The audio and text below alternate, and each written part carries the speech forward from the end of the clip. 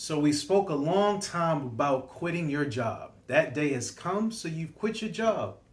Now what do? Let's talk about it.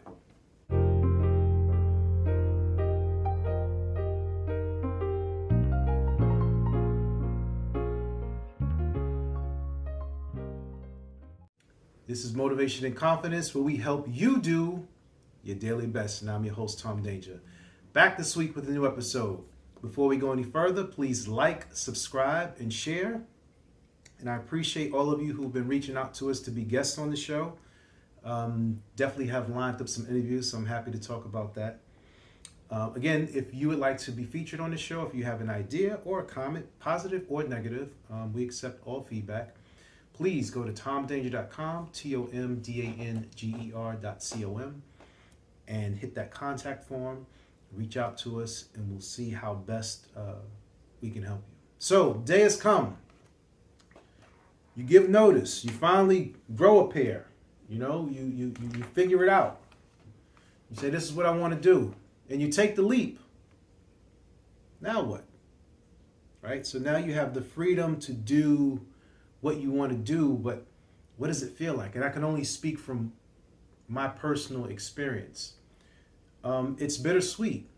When you have been conditioned to think a particular way for so many years, you're pretty much trained to be an employee, and now you have to unlearn all the things that you've been doing. Been an employee for 20 plus years. This is all I really know. But I know that something didn't sit right in my soul, because every job that I've been in, and I've been fortunate to thrive in every position that I've been in, but every job that I've been in, it reaches the point to where it's a struggle for me to get out of bed. It's a struggle.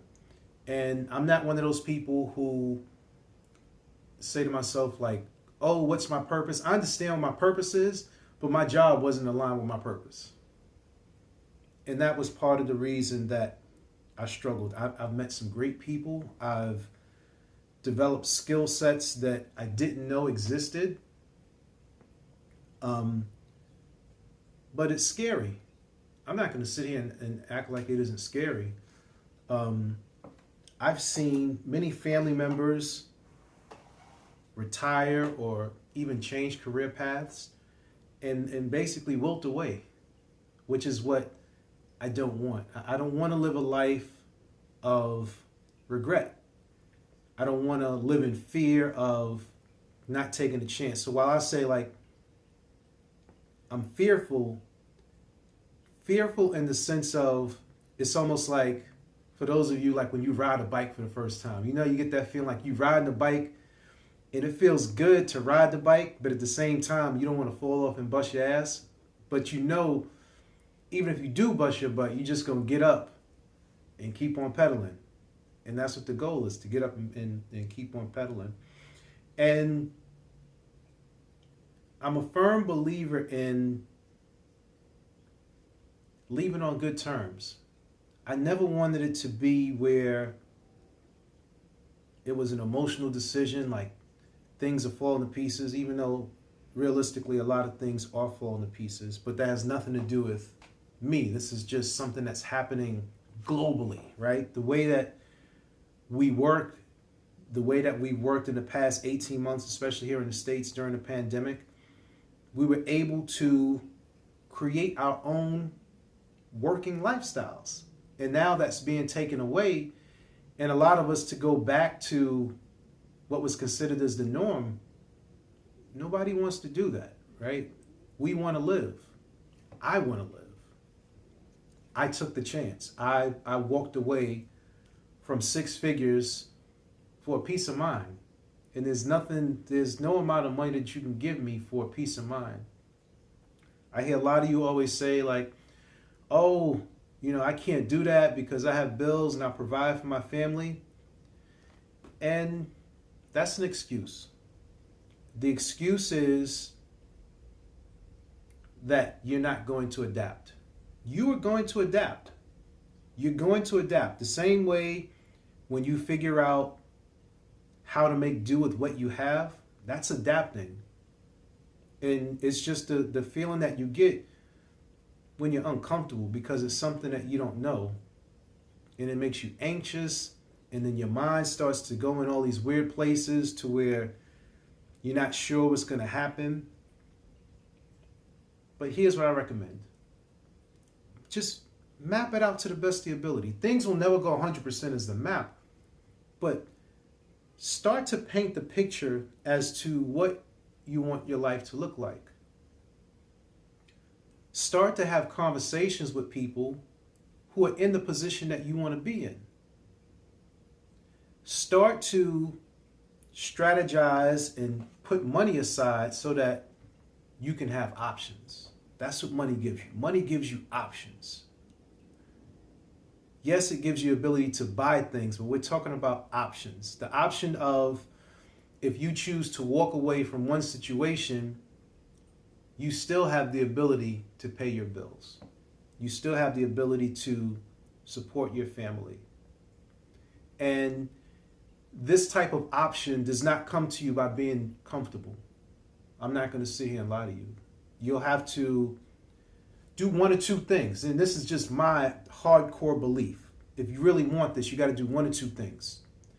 Either you're going to forego certain things, so literally not spending money on certain things, or you're going to hustle. And if you're going to hustle, and save that money to build up a nest egg to do what you want to do. And when you go to have your conversation that's in closing, depending upon who you work with, you can look at it one or two ways. You could always just say, hey, I'm choosing to do this for personal reasons, nothing to do with the company. Or you can tell the truth, which is what I did. I basically said, my heart is not in this, and I cannot serve you 100%. Rather than to waste your time or my time, I'd rather walk away. So now you have this free time. What are you going to do with it? The first thing that you're going to need to do is unlearn what you've learned. Everybody has their way of doing things. Everyone is going to tell you, oh, you should take this path, and oh, you should do it this way. While it's cool to learn from other people and what they've done, only you know what's best for you. You're going to have to take your time and figure it out. What feels right to you? For me, leaving one thing and automatically jumping into another thing isn't what I wanted to do. I need a break. I need a transition period to get to this new person, to create the new you. You got to have a transition period. Some people will say, start your side hustle until your side hustle becomes your main hustle. Well, that may be true. The thing about hustling, right? If you're hustling and you're already in a job that you don't like, why should your hustle be a hustle instead of creating a lifestyle? I don't think any of us want to hustle for the rest of our lives, right? Hustle is to move fast. Hustle is to get it done quick and to get as much as you can from it when you're doing it. So I don't think that hustle is the right word. It's what lifestyle do you want to create for you? How do you see your days? Like, do you visualize what does your day look like? How do you spend your mornings? How do you spend your evenings? How do you spend time with your family? How do you make time for yourself? How much time or how much money are you going to invest into continually improving yourself? Because the more that you improve yourself, the more that you can improve your relationships and the products and services that you put out there. So I'm interested to hear from those of you who are thinking about taking a leap and what you're most afraid of. And based on your responses, I will do my best to answer those questions in next week's podcast. This is Motivation and Confidence, where we help you do your daily best.